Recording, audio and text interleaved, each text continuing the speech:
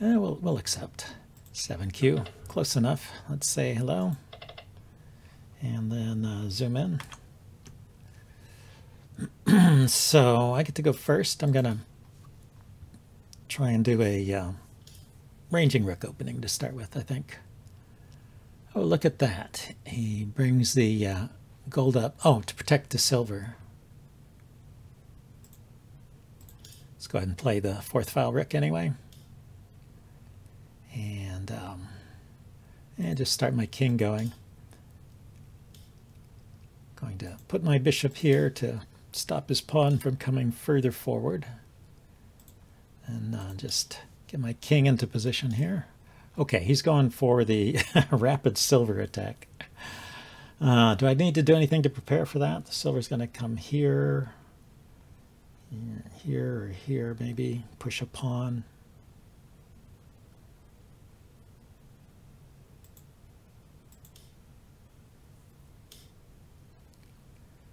And where's it going? It's going to go here, then I'll push the pawn, I'll take, he'll take. So what's the big deal? Let's stop him from coming forward. And he brings the gold over there. Interesting. Okay, let's finish my castle. Is he planning to attack with the gold? He just brought it over to protect his rook. Hard to say. Okay, let's move the lance pawn. Then let's continue with this. Okay, the silver prevents me from pushing immediately. Finish the Mino castle here. Then bring my silver in.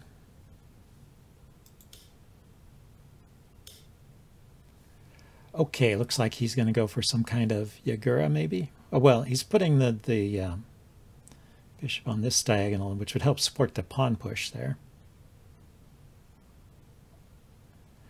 And it also defends against my pawn push here on the fourth file. Let's get a silver up there anyway.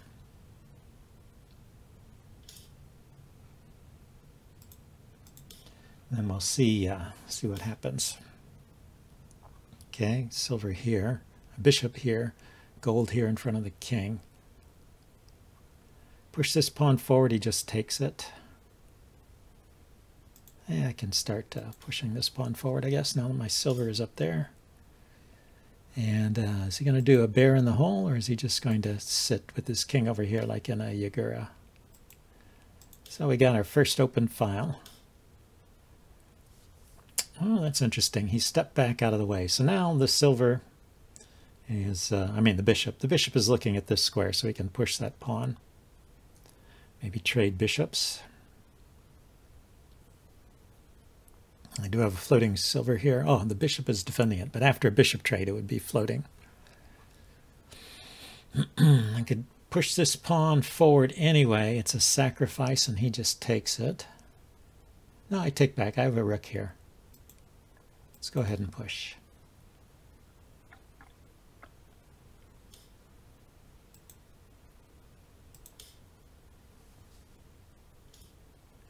Okay, so he drops a pawn. Now I have a pawn in hand, and I have a square here that I could drop it to. So if I go back here, silver takes, pawn takes, bishop takes. It's looking at this space here. I'm looking at his king over here. The silver in hand. I can't quite do anything. This king, these squares around the king are pretty well protected.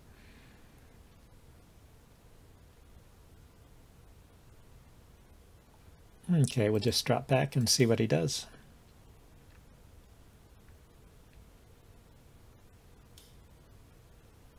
Pushes that pawn forward. So he may be thinking of bringing his knight out. Let's see, we could do this again. I drop a pawn, he takes, I take, but that just gives up a pawn without much, trades a pawn and loses time. The tough part of the game. How do you break through? Maybe I should change where the bishop is.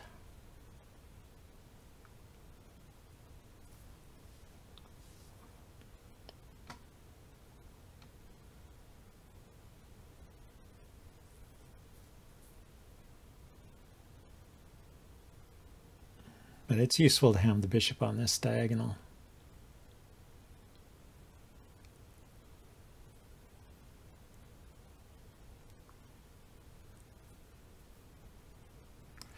Could put the bishop here looking at his silver.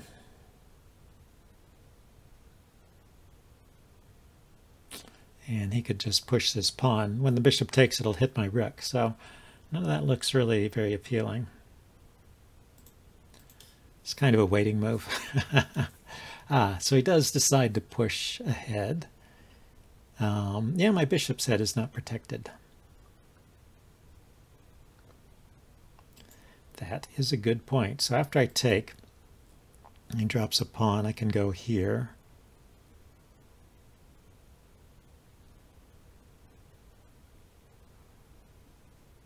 Can't really go there. Well, I mean, that's a bishop silver trade. Maybe a bishop silver trade is what I need to do.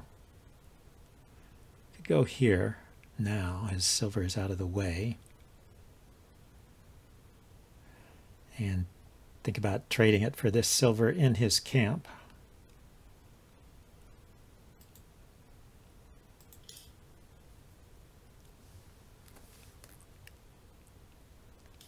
And let's think about what pawn drops I have after that. Any good ones? I mean, take the bishop, he takes back, and I immediately have a silver drop here hitting his rook and the gold. I mean, I take his silver with my bishop.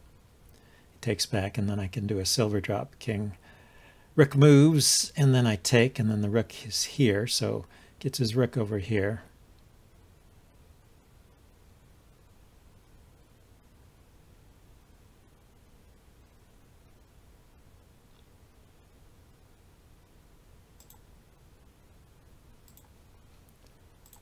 But I don't I don't see any great advantage coming out of this, really.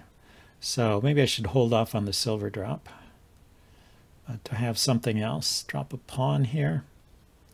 As silver comes forward.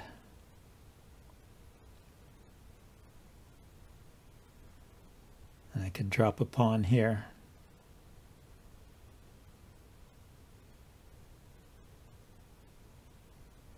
Silver would be attacking this pawn, though. That would be a little bit annoying because it's not defended.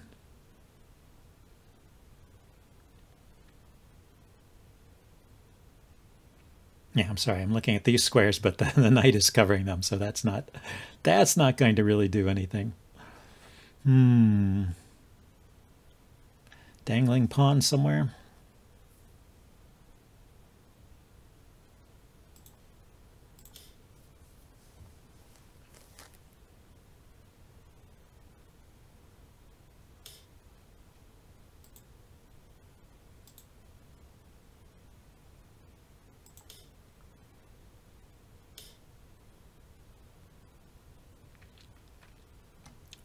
Now, I could drop a pawn here, threatening to promote, and if he takes it, then I can take here with my rook and promote.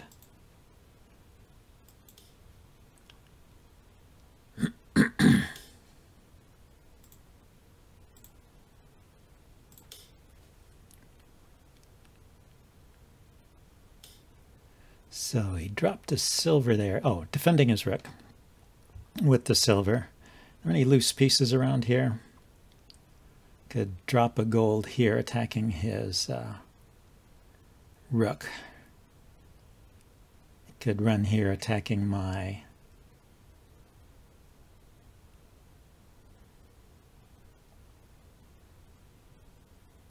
I kind of like this. Drop a gold here. Maybe get a rook trade here. Oh, he went there. I could still take his rook, and then this gold could come forward. So there's something better. Pawn here. Just provokes the trade.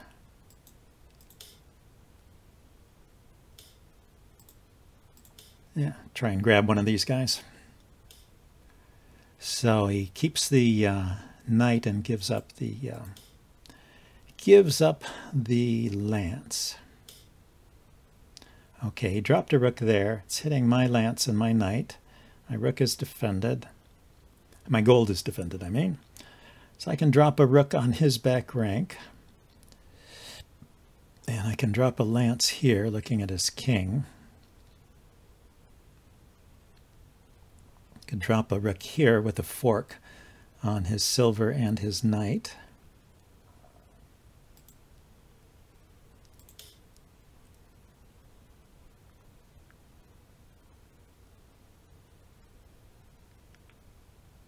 Okay, he almost moved instantly again. He did. He still moved instantly. Okay. He's going to, I guess, come in here. I get a silver to attack now with.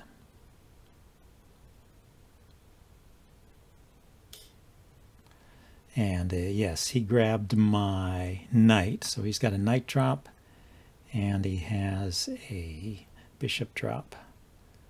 But let's attack his bishop there. Just want to mow down his pieces one by one.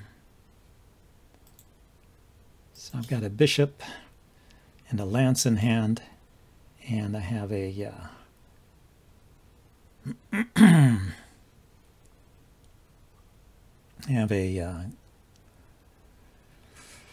dragon in his camp. So I can play the dragon here, getting it away from the silver and looking at his knight. Move the silver forward to protect his knight. I can drop a bishop here.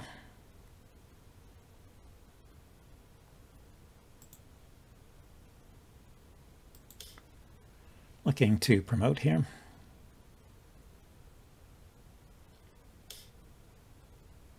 Okay, he grabbed my lance, so he's got a lance too. Let's promote.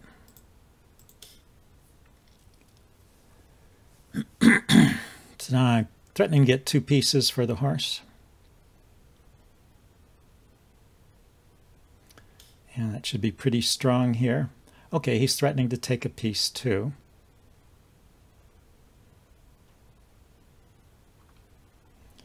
I think my attack is pretty fast here. Let's go ahead and take.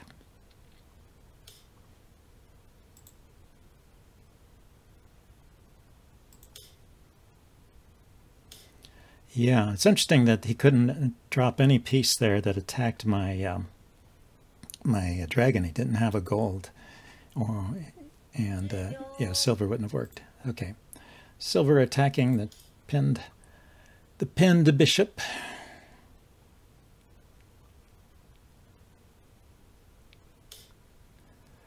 Okay, so I should take there. My question is how?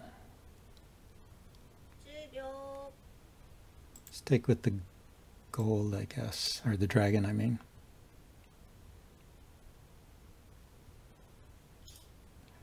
Okay, so he put a knight there. Now we need to block off the king's escape square. So maybe a bishop here, check.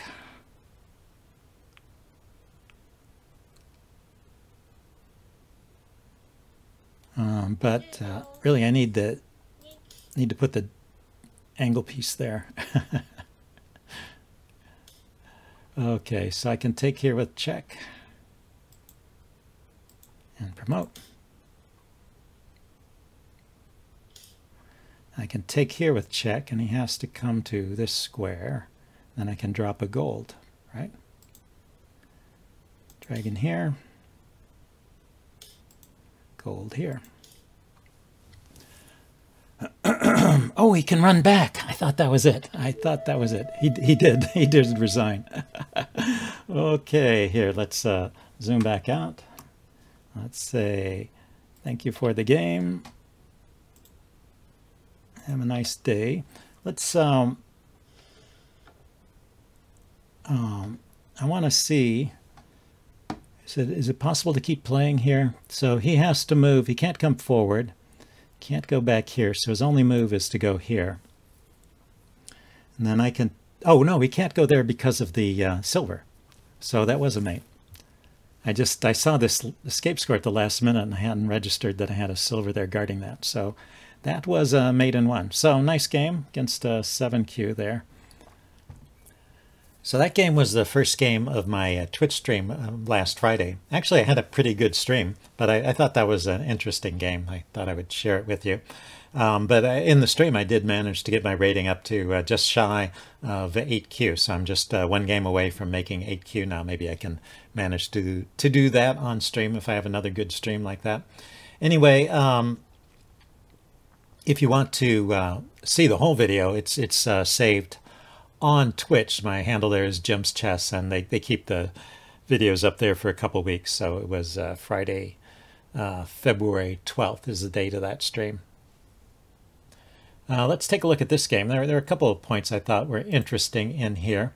If you look at the graph overall, the bars above the line are when I'm winning. And it seems like it was a pretty good game by me. There's obviously some places where my opponent had chances, and there's a lot of swings, sudden swings, which indicates blunders being made, but yeah, probably pretty typical of games at this level. Anyway, it seemed to like my opening okay. I just did the usual fourth file rook and amino castle that I've been doing a lot of. And, you know, I change the timing of these moves a little bit sometimes, but it seems like what I did was okay. I think the first interesting moment is here, where he dropped his silver back, and that is the first time the Elmo scores that move as a blunder. All the moves up to this point have been within the range of okay, I guess. So that's pretty good, 35 moves without a blunder. So anyway, so this retreat was a mistake. It might be a good idea at this point to drop a pawn here. He's got a pawn in hand. He could drop a pawn there and kick my silver back. That's the suggestion from Elmo there. But anyway, he retreated, and then I don't follow up in the best way. I pushed that pawn forward. Yeah, so I just kind of single-minded approach of just pushing forward in the center, typical. But I had an opportunity here to push this pawn forward, and Elmo thinks that would be a better move rather than rushing ahead in the center. Sometimes, you know, a slow move can be better. That's a good move here. It blocks this diagonal towards the rook, so his bishop can't immediately harass the rook. You know, the knight or the gold will be coming up there to defend the pawn later. It's part of the Mino castle setup. And then another thing is it takes away this square. So there's a square right here. If the pawn is here, this square here is not available for his knight to come out and use in the center. So it's a good general purpose move, pushing that pawn forward. Anyway, I was just pushing ahead in the center, and seems okay. Seems like this was okay for me. And I keep an edge up to this point, and then here, taking seems to have been a mistake. So what was my move here? Instead of taking, I should move my rook up. Yeah, this is a funny suggestion. Rook up to defend the pawn. I guess the point is if he takes the pawn, you know, I get my pawn here on an open file looking at that rook. Maybe it's a pretty good spot to be in. And it's a move I never even thought of. So I don't know how to evaluate that. That's just not the kind of move I think of at this point. So I just took the pawn. But this seems to be about even. And then he makes a mistake here. Oh yeah, this is the reason why I chose this game actually is this next move. He pushes this pawn and kind of forces me. I was still not sure if I was going to sacrifice my bishop for the silver, but this is the move that, you know, I placed the bishop here thinking about that. And when he pushed his pawn forward, it forced me into that, and because well, I didn't just want to retreat my bishop, and I put it there with the idea of trading it off. What's interesting is that let's clear this off. Is that Elmo thinks that's the best move. So not the yeah, thinks his move is a blunder, the pawn push, and then my move, bishop takes silver on 6b.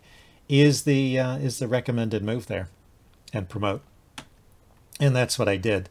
And it's one of those moves I played on general principle, not because of any specific sequence, but there is actually a good sequence here. So let's show the continuation that's best. So I can take, he takes, and then dropping the silver right away is best. So I get a gold in hand, and I've displaced his rook. And what I've done is I've put the rook here next to his bishop, well, one space away from his bishop, and it's kind of in a forking position.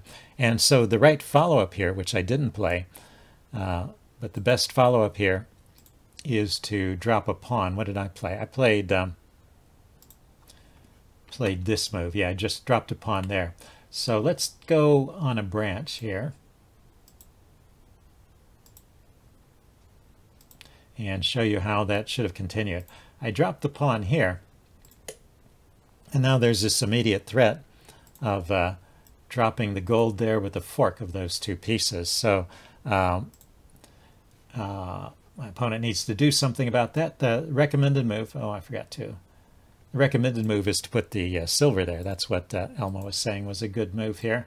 Okay, just keeps control of that square, but you can drop the gold here anyway. This is what I thought was interesting about this tactic. So watch this sequence. He takes, I take and promote, and now he has to take because once again it's a fork. And then because I have an extra pawn here, I can drop another pawn. And now if the bishop goes back, I can immediately drop this silver and fork those two pieces. So the bishop should run all the way back to 3a. So I've chased it all the way back. And then I drop the silver here anyway. And then the gold runs away. If the gold stays there, I can maybe distract it with this. Oh, yeah. If the gold goes back, if the rook goes back, just to show this, if the rook drops back, then I can push this forward and promote it. And it's taking away the squares for that gold. So the gold cannot keep this pawn defended. So if we back up, yeah, Elmo is recommending just moving the rook right away. And then my rook can come in and promote. So I get my dragon. And so that's definitely worth the sacrifice of the exchange. I get a promoted piece, and I get to disrupt my opponent's camp, and I have all these pieces nearby. So if we go back to the game,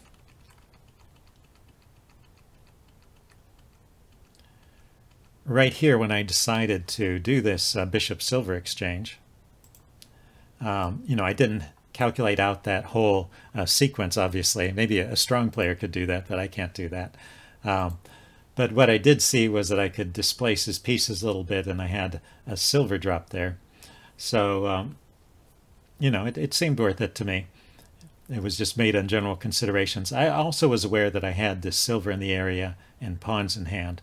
So, you need more maybe than just a pure exchange to get the value out of it. But having a rook looking at this pawn, having a silver nearby, having pawns in hand, all of that maybe adds up to enough compensation. Well, in this case, it certainly did. But I just mean, in general, when you see something like that, you should always consider that that exchange. Okay, let's get back to the game.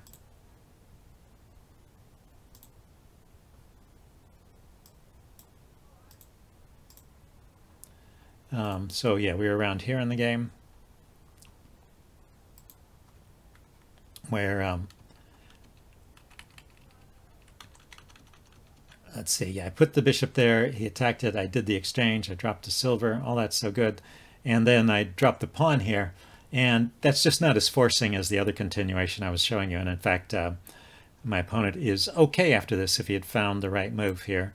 The move he should play is just pawn drop to 5g, so that's hitting the gold there. I guess the point is that he doesn't have to take this, although he does let me promote. Maybe disorders my rook. I mean, a pawn drop here, I'll take it with the gold, and then my rook won't be protected. So maybe there's some tactics. He does have a bishop in hand, so I didn't follow that sequence out. But this simple taking of the pawn, it seems like a natural move. But the problem is, that it just lets me promote to a dragon, and then his immediate next move is a big blunder, and I didn't take advantage of it. He dropped his silver there, and I can just take it. It's a dragon, it's not a horse. I can take that. I was aware that I was attacking the rook there, but I forgot I could just take the silver. So the message I want to play, I want to make here is that that's not a typical mistake for someone that's at the 7Q level like my opponent, but it does happen, and you know, you just have to be alert and take advantage of it. So if you're at a level where you think a 7Q player is pretty unbeatable, which I feel that way sometimes, just remember they make mistakes too. So you just got to be alert. Just need to be alert and take advantage of those mistakes, and also try to cut down on your own mistakes, and you can go pretty far. Anyway, let's continue with the game. So I didn't play the right move, but I did keep attacking. But it's in the range of about even, because we're not making the best moves here. And yeah, and then he when he did this knight leap, he once again left his silver undefended. He just had kind of a blind spot there. This time I recognized it and took it. Maybe he thought that the knight coming in was a big enough threat, but it wasn't. And then, oh, and this move was a mistake, this silver drop. Because it's not a bad move, but I just had a better move. And the better move is dropping the silver at 4A. That's this square. And this was an interesting sequence too. I guess let's look at this one too. So let's make another branch here.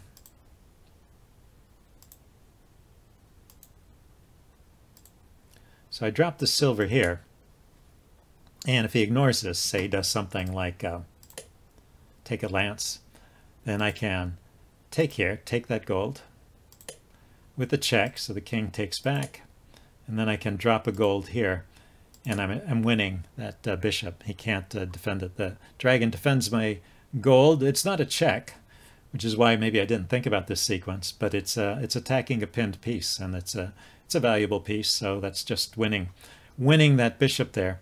And what's interesting is that even if he tries to defend after I drop the silver here, he could move the gold out of the way, and that was another reason why I thought maybe this wasn't so great. You could just move it, and then what do? The silver's not attacking anything, right? It's just poking into thin air. But I have a lance. I can drop a lance here, and then the same thing happens all over again. It costs me a lance, but after gold takes, silver takes, king takes, then I can drop the gold here again and win the bishop. So this is all just good for me if I had spotted that tactic. Okay, back to game.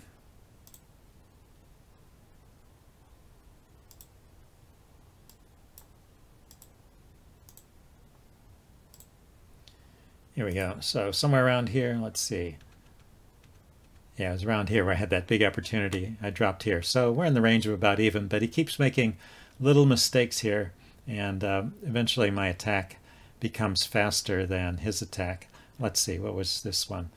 This one was, oh, this was interesting. I dropped my bishop here so that I could bring it into 4A with a promotion.